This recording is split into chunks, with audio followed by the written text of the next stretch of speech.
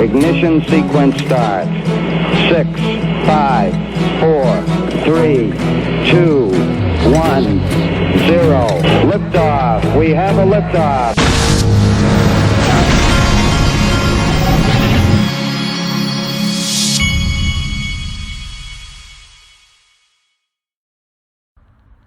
Hey everybody, this is the Digital Asset Investor, and I'm getting this video done because any minute my 10-year-old's going to come in here and say McDonald's, and then I'm going to have to go get him some McDonald's because he pretty much runs the show around here.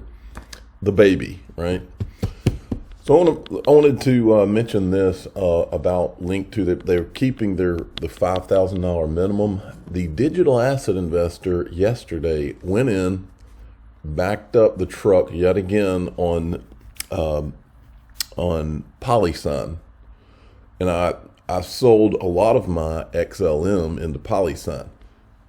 I don't want anybody to think that means I'm not bullish on XLM. I'm not a trader, by the way.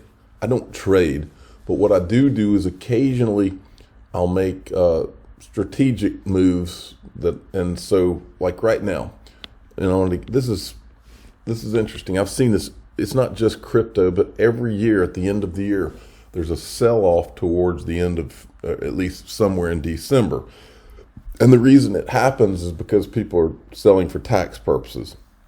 And so before I saw that happen, I decided that I would take some of my XLM, send it into PolySign, which I may not be able to get a hold of for much longer because they only have a limited amount on Link2.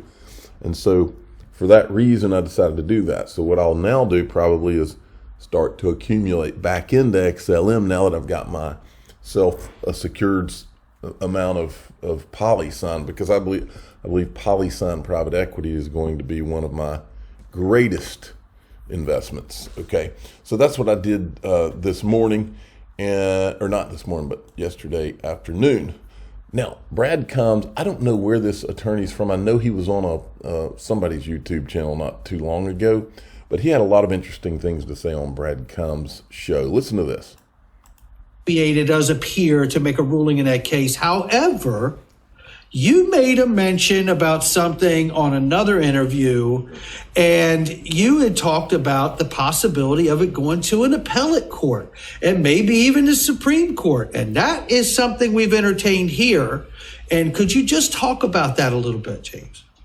Yeah, I can. And I'll tell you what, I have just been incredibly impressed by this XRP, I use the term army, and how knowledgeable this group is. You say you're not a lawyer. I have seen debates about really sophisticated legal points by people who are obviously not lawyers, but incredibly knowledgeable about this Ripple case. In fact, I was a little intimidated coming on this show because you guys know more than I do about some of the finer points of these arguments.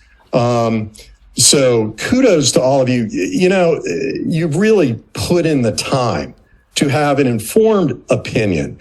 There are a lot of opinions out there about a lot of things on Twitter and YouTube and whatever, but it seems like this XRP army had put in the work to learn what they were talking about and to have a grounded opinion. So now I'm going to answer your question. But before I do that, I have to say, I am a lawyer. This is not legal advice, and it's certainly not financial advice. I don't own XRP. I'm certainly not short XRP. I have no position and would not make any kind of recommendation. However, here's what I would. How could somebody not own XRP at this point? Okay. XRP, the most exciting investment in the history of mankind, in my opinion. I mean, how could you not own X? How could you not own it? I mean, it's like it could easily be seen to be the greatest play in history. But maybe he intentionally doesn't own it so that he can say that. The Ripple people, Ripple and the executives made some really, really smart decisions when the SEC came after them. They hired the right lawyers. they signaled this is not just important. This is everything to us. We do not care how much this is going to cost. We will fight you tooth and nail all the way. The SEC normally doesn't get that. They normally get people to settle. They pound on, people talk tough at the beginning, then they start having to pay the legal fees. Believe me, I'm speaking from experience on this. And then after a few months, they're like, I can't take it. I tap out. What do they want? I'm going to settle. I have to settle. Like a mafia. So look, these guys hired the right lawyers who were there at the SEC, know how these decisions are made, know what the strategy is, know what the documents are that exist within the SEC around decision making. Like the Hinman documents? It just was brilliant. And I can tell you, people like me who spent our lives in the defense bar were thinking, wow, finally somebody's going to fight them on something that's really, really important. Just a quick aside, one of the reasons even really well-financed companies don't fight when we're talking about public companies that are listed on NASDAQ or the New York Stock Exchange, they've got to deal with the SEC every day. They got to deal with corporate finance, or 10Q, 10Ks, audits, proxy, so-and-so wants to put this on the proxy. You kind of have to have a cooperative relationship with the SEC if you want to. Sounds to me like an agency that needs to be broken up. He also said this. This is interesting. So my hat's off. And then this guy, John Deaton, I was thrilled when he comes in with, hey, look, you see this army? They don't believe they're victims, except victims of the SEC attack on this community. Brilliant, because the judge would not know that without that having happened. You could have an amicus brief thrown in from a few people saying, hey, I bought XRP with this in mind, and I didn't think it was going to, here was my motivation, blah, blah, blah. So what? You can find a few people to say anything, but having this huge class of people saying, hey, SEC, please stop. Hey, judge, tell the SEC, please stop. Brilliant. Absolutely brilliant. I would say that it's more and more looking like we are all victims of a government that has gone awry and does not any longer serve the people. Here's another example. Remember when Kim.com said this? CZ's been playing with fire in the U.S. with the U.S. establishment. Binance and CZ are targets now. And so we saw Kevin O'Leary in the hearing. We saw him, in my opinion, lying. And then we saw the paid actor who apparently his buddies went and took Gary's course and is in a picture with Sam Bankman-Fried. And then, but he predicted, Kim.com did, he predicted that they were coming after Binance. And then we saw CZ yesterday go on CNBC, which I don't think he should have done, because to me, I was watching it and saying, man, these guys this is the setup to send people after him. Then right after the interview, Jim Cramer came on and says, why can't people in charge just admit that Binance has no real legitimacy after what happened to FTX? I mean, who is this guy to talk about legitimacy? But he's a hitman. That's what this is, folks. They send him out, not just him, but a lot of these people out, and they're literally given their talking points. And in my opinion, these people are instructed to now try to take Binance out. Look at this. Watch this clip. We want to be transparent. We want to set the golden standard for reliability.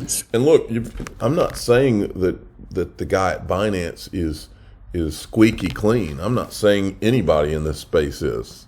Most people probably aren't. But what I'm saying is, even if he was squeaky clean, when you start planting seeds the way that they were trying to plant them in this CNBC show, you can easily collapse a company like that if you start trying to plant seeds. In the space. Whether they're true or not. Would you be able to $50 million. handle it if somebody asked you for $2.1 billion? Who could handle if somebody asked, oh yeah, you need to write a check for $2.8 billion? Now, let me put a caveat there. If CZ Binance is supposed to have $2.8 billion in customer funds in accounts, then yeah, he shouldn't be able to have to write a check. He should have to prove that those funds are not somewhere else, but they're actually in those customers' accounts. Yeah. Back. Would that be okay? Would you be able to still withstand things? We're financially okay. Including you have $2.1 billion to give away. If somebody came to claw that back, you'd still be fine? We'll let the lawyers handle it. We are financially strong.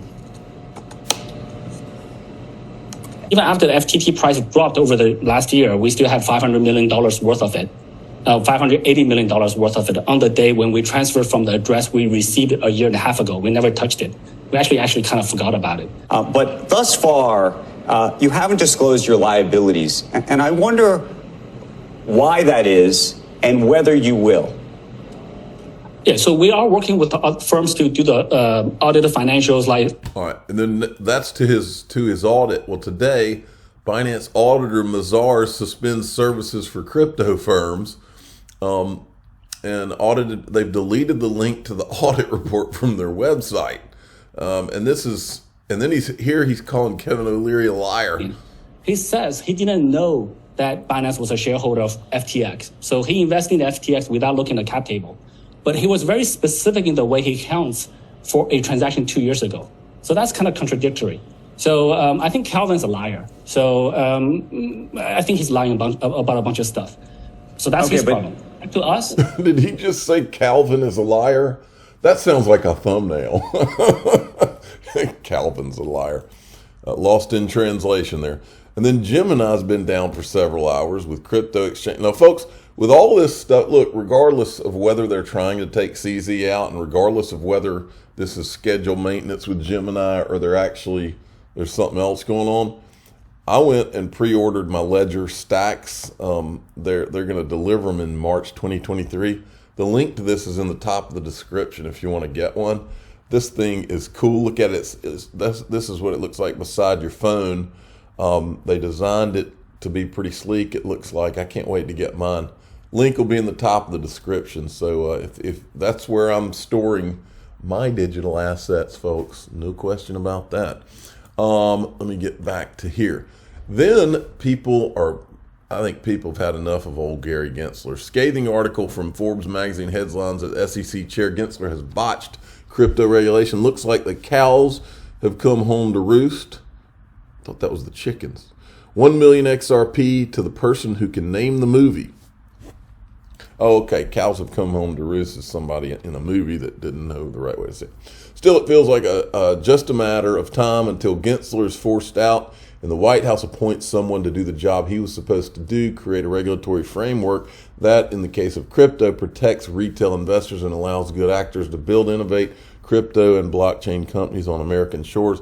See, I don't know if this is right, because forced out, the White House appoints someone to do the job he was supposed to do. No, I think he's doing the job the White House has wanted him to do. I think they were all meeting behind closed doors, trying to do the same thing that was attempted with ETHgate, to get an Ethereum free pass behind closed doors, create a structure for all these guys in the club, and then do it secretly, and then hold the rest of the industry at bay. And then that was busted up because of ETHgate, and now they tried it again with FTX, and it's been busted up because of fraud. And so now what do?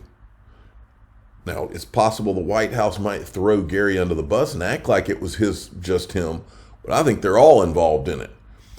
This media grandstanding is tiresome, but especially so given how Gensler claims to ride herd over the crypto markets, yet has repeatedly missed a series of colossal frauds. I question whether he's missed anything, folks. Look, the same characters. Look, the same freaking characters. Let's not forget Caroline Ellison, CEO of Alameda. Her dad was his boss at MIT. You know who funded MIT? And then you got Gary Gensler deleting calendar entries in his public calendar, deleting entries where he's meeting with who is married to former president, who was on the other who's plane at one point, and who is meeting with George Soros, who's an expert in keeping finances offshore and offshore dealings to avoid the SEC. You're telling me this guy didn't know anything? I am not buying it. Not me. He's shady. I mean, these people are shady as the day is long. And then here's Warren Buffett. SBF, Warren Davidson. Sorry, Warren. Warren Davidson. Asked to testify hours before he's arrested. I mean, what gives to the timing of that? And what about SEC Chair Gary Gensler? Some say he has a very cozy relationship with Alameda Research, which it looks like has commingled funds with FTX. Yeah, and not just Alameda Research, but Sam Bankman-Fried himself.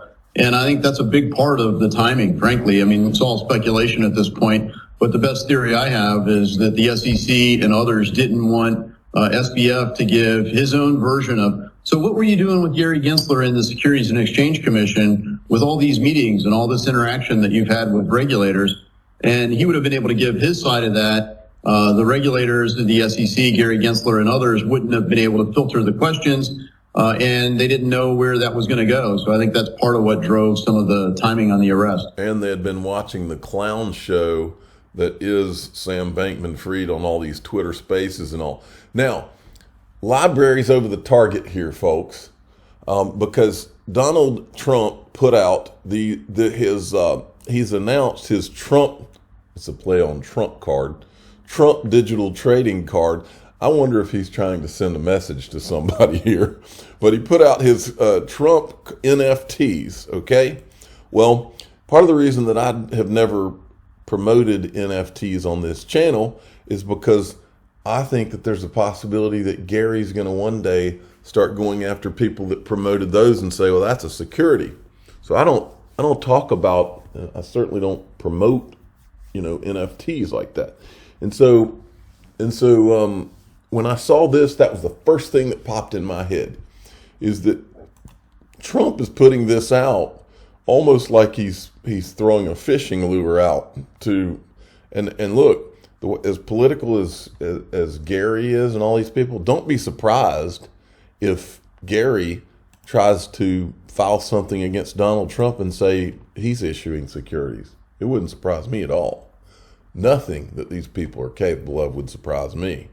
But anyway, I just thought some of these were funny. But he sold them out. I went and looked at the website. They're already sold out. So we'll see what comes of this. I'm the digital asset investor. I'm not an investment advisor.